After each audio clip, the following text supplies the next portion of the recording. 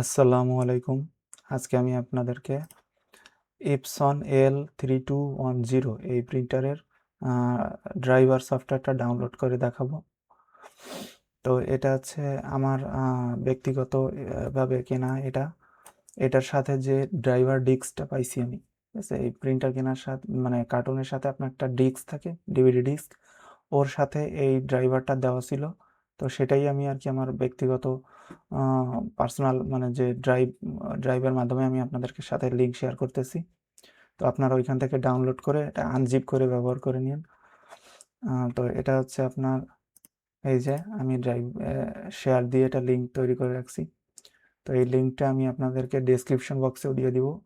এই লিঙ্কটা আমি আপনাদেরকে একটু দেখাই দিচ্ছি। এটা কপি করে যে কোনো ব্রাউজারে যে আপনি ভিজিট করলে আপনার এইখানে চলে আসবে।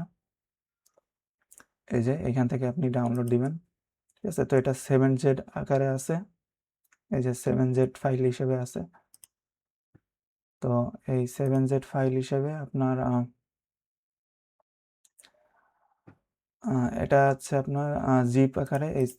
এই জিপটা আনজিপ করার জন্য আপনার এই সফটওয়্যারটা লাগবে, এই যে 7zip, ঠিক আছে? এই যে 7zip.org এই ওয়েবসাইট থেকে নামাই নেবেন, ঠিক আছে? এটা ফ্রি সফটওয়্যার, এটা ডাউনলোড করে নেবেন।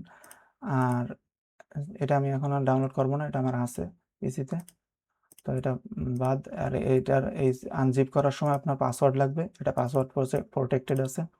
তো পাসওয়ার্ডটা দেওয়া আছে হচ্ছে আপনার এই যে আমার চ্যানেলের নাম, ঠিক আছে? ইবনুল আলম, এটা হচ্ছে পাসওয়ার্ড হিসেবে দেওয়া আছে। তো আপনারা এই 7zip সফটওয়্যারটা দিয়ে পাসওয়ার্ডটা দিয়ে আনজিপ করে নিন। আর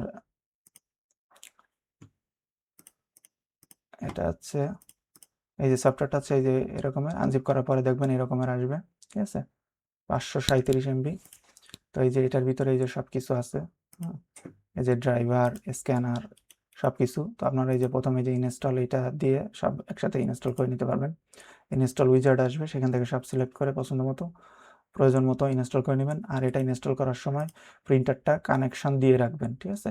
পাওয়ার অন করে আপনার এই যে কেবলের মাধ্যমে পিসিতে কানেক্ট করে রাখবেন। কানেক্ট করা অবস্থায় সফটওয়্যারটা ইনস্টল করবেন, ঠিক আছে?